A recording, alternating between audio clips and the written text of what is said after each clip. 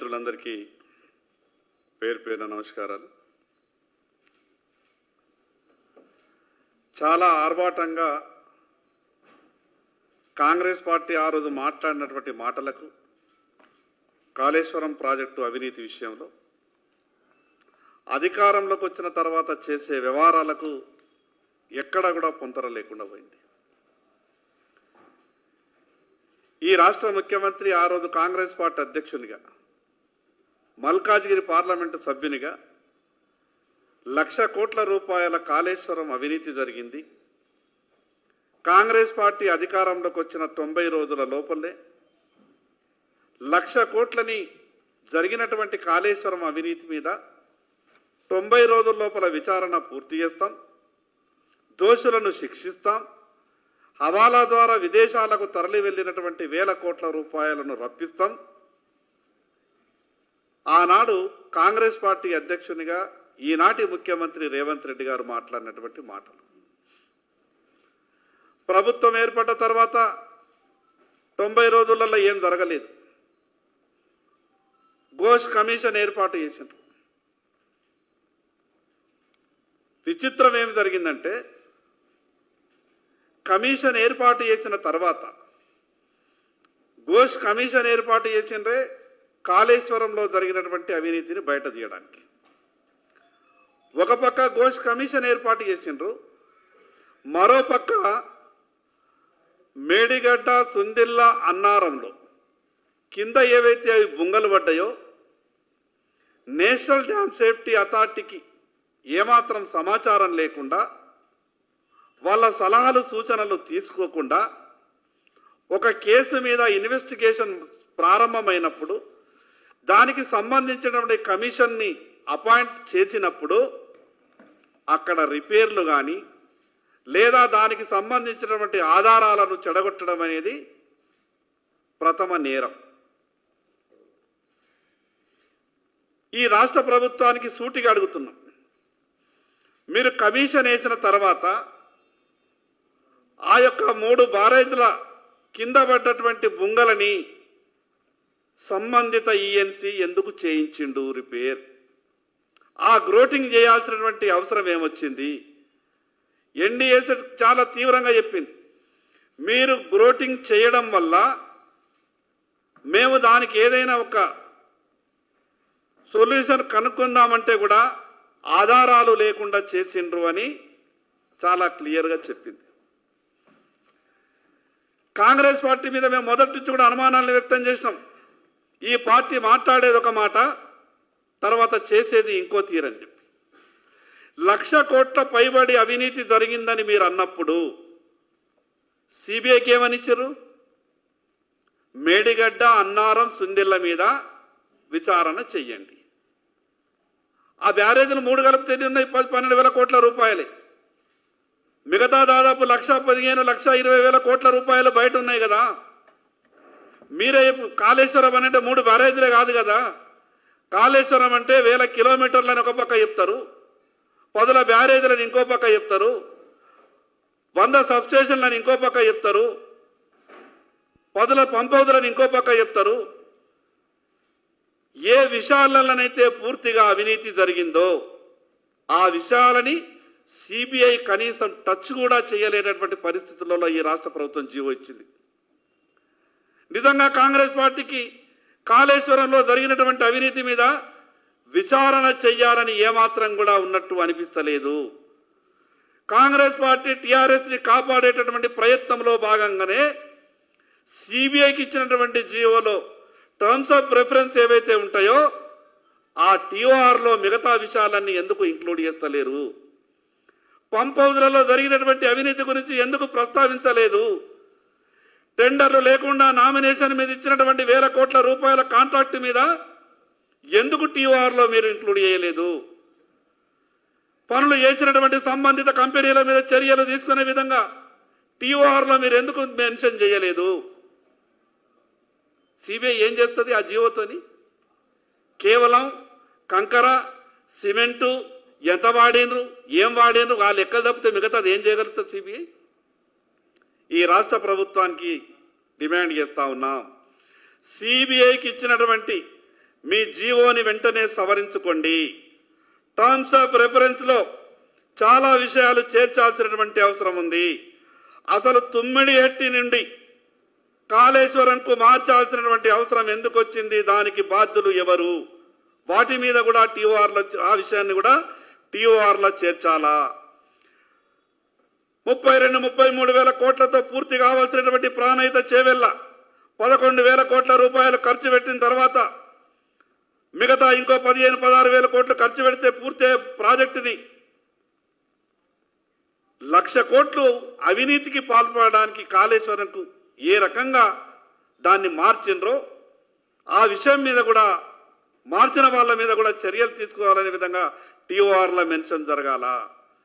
కేవలం టీఓఆర్లో అక్కడ చేసినటువంటి జీవో 3 అంశాలు. మేడిగడ్డ, సుందిల్ల, అన్నారం ఆ బరాజుల మీద నివేదిక. ఏం నివేదిక చేస్తారు దాంట్లో? ఏ దర్యాప్తు సంస్థనైనా కానీ మీకు ఏ విషయాల మీద ఎంక్వైరీ కావాలనో ఆ విషయాల మీద మాత్రమే ఎంక్వైరీ చేస్తారు. మీరు స్పెసిఫిక్గా కొన్ని విషయాల్ని మాత్రమే ఈ రాష్ట్ర ప్రభుత్వం చెప్పింది అంటే దాని అర్థం మిగతా విషయాల జోలికి వెళ్ళద్దు. టెండర్లు లేకుండా కాంట్రాక్టర్లు ఇచ్చిన విషయానికి వెళ్ళద్దు. పంప్ హౌస్లో జరిగినటువంటి అవినీతికి సంబంధించిన విషయాల జోలికి వెళ్ళద్దు. 1000 కిలోమీటర్లు జరిగినటువంటి కాలువల విషయంలో అవినీతి జరిగింది, దాంట్లో వెళ్ళద్దు. మరి దాంట్లో ఏం అవినీతి బయటకు వస్తుంది? ఎప్పుడైతే 1,40,000 కోట్ల రూపాయలు దాదాపు ఖర్చు అయినటువంటి కాళేశ్వరం అంతా కూడా ఈ తెలంగాణ రాష్ట్ర ఆర్థిక వ్యవస్థ ఈరోజు పూర్తిగా దెబ్బతీయడానికి కారణమైనటువంటి కాళేశ్వరం ప్రాజెక్టు ఈ రకంగా ఇచ్చినటువంటి జీవో సిబిఐకి ఏదైతే ఇచ్చిందో ఈ రాష్ట్ర ప్రభుత్వం ఆ రకంగా ఎంక్వైరీ చేస్తే దోషులకు శిక్షలు ఖరారు అయ్యే అవకాశాలు చాలా తక్కువ. దీంట్లో కూడా రాజకీయ లబ్ధి పొందాలనే ప్రయత్నం చేస్తున్నది కాంగ్రెస్ పార్టీ. మా చేతిలో ఏమీ లేదు, మేము సిబిఐకి ఇచ్చేసినాము, ఇదంతా కేంద్ర ప్రభుత్వ పరిధిలో ఉంటుంది, టీఆర్ఎస్ పార్టీ మీద చర్యలు తీసుకుంటలేదు బీజేపీ. ఆ రకంగా మళ్ళీ రాజకీయంగా దుమ్మెత్తిపోసి రాజకీయ లబ్ధి పొందాలనే కుట్రలో భాగంగానే మిగతా విషయాలు టీఓఆర్లో మెన్షన్ చేయలేదు. మేము అందుకే ఈ విషయాలన్నిటి మీద కాళేశ్వరంలో జరిగినటువంటి ప్రతి అడుగడుగున అన్ని అవినీతి అంశాల మీద సిబిఐ విచారణ సీరియస్గా అన్ని కోణాల్లో జరపాలంటే రాష్ట్ర ప్రభుత్వం ఇచ్చినటువంటి జీవో సవరణ జరగాల. ఆ జీవోలో సవరణ జరగకపోతే కాంగ్రెస్ టీఆర్ఎస్ పార్టీలు కుమ్మక్కైనట్టు 100% అనుమానం వస్తా ఉన్నది. మేము మొదటి నుంచి కూడా చెప్పినాం, ఈ కాంగ్రెస్ పార్టీ జరిగినటువంటి అవినీతిని ఎట్టి పరిస్థితులలో బయటకు తీసుకురాలేదు. మేము చెప్పిన మొదట్లోనే వెంటనే మీరు సిబిఐకి ఇవ్వాలన్నాం. ఆధారాలన్నీ ధ్వంసమయ్యే వరకు, మిగతా విషయాలన్నీ కూడా దోషులకు చేరవేసే వరకు ఇంత కాలయాపన చేసి పరిమితమైనటువంటి అంశాల మీద మాత్రమే మీరు ఎంక్వైరీ చేయండి అనే విధంగా సిబిఐకి ఇచ్చినటువంటి విధానాన్ని భారతీయ జనతా పార్టీ పూర్తిగా ఖండిస్తున్నది. ఈ విషయం మీద ప్రభుత్వానికి ఒక 15 రోజులు సమయం ఇస్తున్నాం. ఈ సమయం లోపల ప్రభుత్వం తన నిర్ణయాన్ని మార్చుకొని ఆ టీఓఆర్లో మిగతా విషయాలన్నీ జోడించకపోతే సుప్రీంకోర్టును ఆశ్రయించి సుప్రీంకోర్టు ద్వారా ఈ ప్రభుత్వానికి డైరెక్షన్ ఇచ్చే విధంగా మేము త్వరలో సుప్రీంకోర్టు కూడా వెళ్తామని ఈ సందర్భంగా తెలియజేస్తా ఉన్నాం.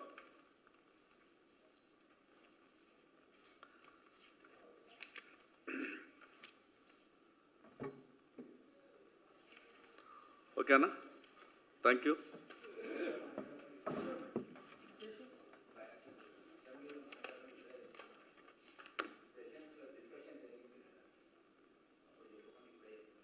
చెప్పినాం, అక్కడ కూడా చెప్పినాం. జియో అప్పుడు ఇయ్యలే కదా, కేవలం చర్చ జరిగింది. జియో మొన్న వచ్చే కదా, చర్చలో మేము చాలా స్పష్టంగా చెప్పినాం టీఆర్లో ఏమేమి మెన్షన్ చేయాలి. 1,50,000 కోట్ల అవినీతి జరిగిందన్నప్పుడు కేవలం 14-15 వేల కోట్ల రూపాయల 3 బరాజుల మీదనే ఎంక్వైరీ అనేది మీరు దాంట్లో కమిషన్లో ప్రస్తావించారు. కమిషన్ని కూడా పరిమితమైనటువంటి అంశాల మీదనే కమిషన్ని మీరు రిక్వెస్ట్ చేసిండ్రు. ఆ రకంగా కాకుండా ఏ దర్యాప్తు సంస్థనైనా అన్ని విషయాల మీద కాళేశ్వరం మొదలు నుంచి కాళేశ్వరం స్థల మార్పిడి నుంచి మొదలైతే నిధుల దుర్వినియోగం దాకా దాదాపు 14-15 అంశాల మీద టీఓఆర్లో మెన్షన్ చేయాలా, దర్యాప్తు సంస్థలని ఆ రకంగా అడగాల. అప్పుడే ప్రభుత్వ చిత్తశుద్ధి ప్రభుత్వానికి ఉన్నట్టు నిరూపితం అవుతుంది. లేకుంటే కాంగ్రెస్ టీఆర్ఎస్ కలిసిపోయిందనేది అది నిజమవుతుంది అని చెప్పినాం.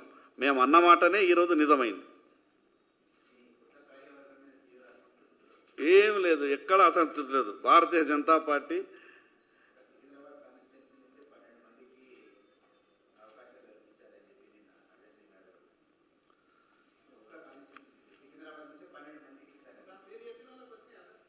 థ్యాంక్ యూ అన్న. నేను కేవలం కాళేశ్వరం సబ్జెక్టు మీద మాట్లాడుతున్నా.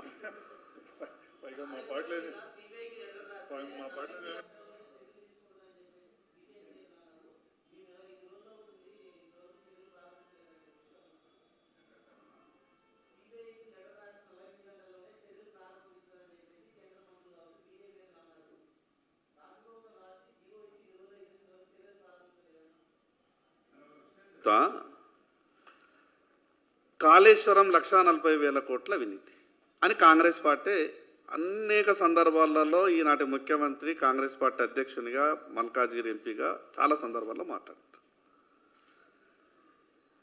దాంట్లో జరిగినటువంటి అవినీతి అంతా బయటకు రావాలంటే కాళేశ్వరం ప్రాజెక్టు మీద మొత్తం ఎంక్వైరీ అడగాలి కదా.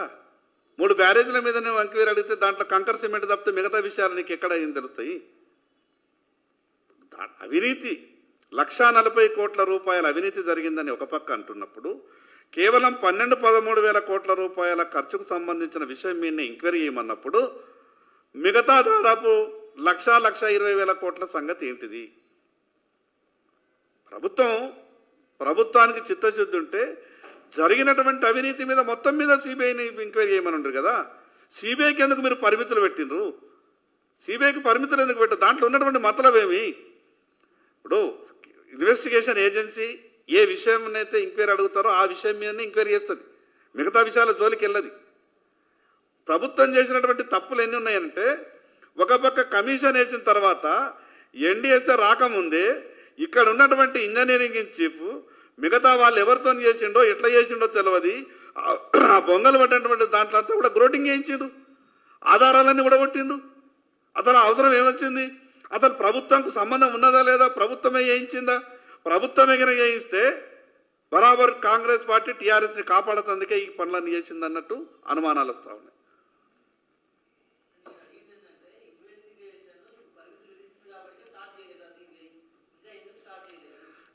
ఆ విషయం నా పరిధి కాదు, సిబిఐకి సంబంధించినటువంటి. నేను అడిగేది ఏంటి అంటే, సిబిఐ ఎంక్వైరీ రాష్ట్ర ప్రభుత్వం కోరినప్పుడు టీఓఆర్లో మిగతా విషయాలని, మిగతా అంశాలను ఎందుకు మెన్షన్ చేయలేదు?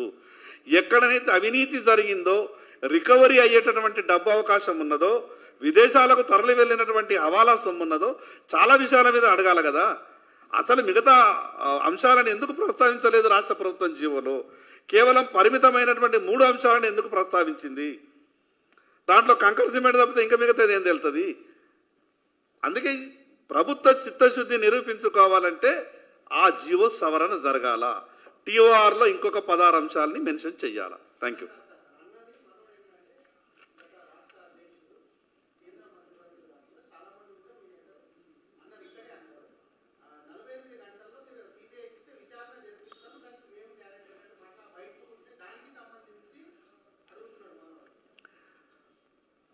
ప్రాసెస్ ఇక్కడ ప్రభుత్వం ఉత్తరం రాసిన తర్వాత వాళ్లకు కావలసినటువంటి సమాచారాన్ని అంతా కూడా రాష్ట్ర ప్రభుత్వాన్ని అడుగుతారు. రాష్ట్ర ప్రభుత్వం కూడా మిగతా సమాచారం అంతా కూడా సిబిఐకి షేర్ చేయాలి. కేవలం ఒక జీవో మాత్రమే ఇచ్చేసి 3 ప్రాజెక్టుల పేర్లు మాత్రం చెప్పేస్తే ఇన్వెస్టిగేషన్ ముందుకు పోదు. చాలా విషయాలు ఈ రాష్ట్ర ప్రభుత్వం పూర్తిగా సహకరించాల్సిన అవసరం అవుతుంది. అంతకన్నా ముందు మా ప్రధానమైన డిమాండ్ ఏంటంటే మిగతా 16 అంశాలని దాంట్లో జోడించాలి.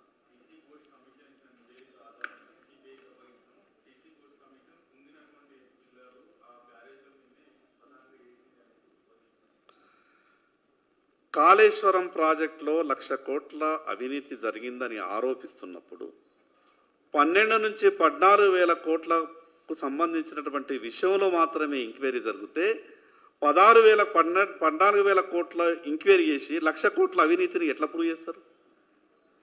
1,40,000 కోట్ల ప్రాజెక్ట్ అని వాళ్ళే మాట్లాడినారు. వాళ్ళే చెప్పిండ్రు అవినీతి జరిగిందని. అటువంటప్పుడు కేవలం 12-14 వేల కోట్ల ఎంక్వైరీ చేస్తే ఈ 1,00,000 కోట్లు ఎట్లా అవినీతి ఎట్లా రికవర్ అవుతుంది, ఎట్లా ప్రూవ్ అవుతుంది? ఇప్పుడు చాలా విషయాలు ఉంది అట్లా. ఒక పంపు 300 కోట్ల పంపు 1800 కోట్లకు అమ్మిండ్రు అని చెప్తుండ్రు. అసలు ఎడికెళ్ళి వచ్చినాయి ఆ పంపులు, ఎట్లా వచ్చినాయి, ఎటు పోయినాయి, ఏమైనాయి, ఎవరు వాటా ఎంత ఉన్నది, ఇవన్నీ కూడా డీటెయిల్గా రావాలి కదా.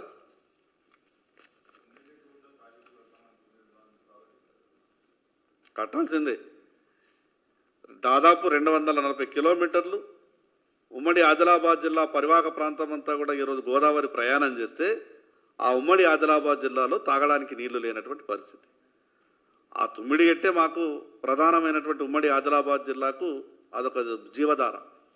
ఆ తుమ్మిడి హెట్టు దగ్గర ఖచ్చితంగా దాన్ని ఆ జిల్లాకు సరిపడనా మిగతానా దానికి ప్రభుత్వం డిజైన్ చేయాలా. ఇప్పటికే 11,000 కోట్ల రూపాయలు అక్కడ ఆల్రెడీ ఖర్చు పెట్టింది ప్రభుత్వం. దాని మీద బరాబర్ అక్కడ తుమ్మిడి హెట్టు దగ్గర జరగాల్సిందే.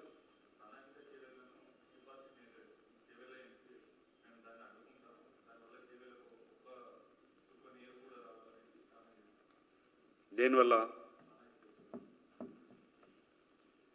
ఆ విషయాలు టెక్నికల్ విషయాలు నేను మాట్లాడతాం. మళ్ళీ ఉన్నటువంటి కాళేశ్వరం మీదనే మనం చర్చ చేస్తున్నాం.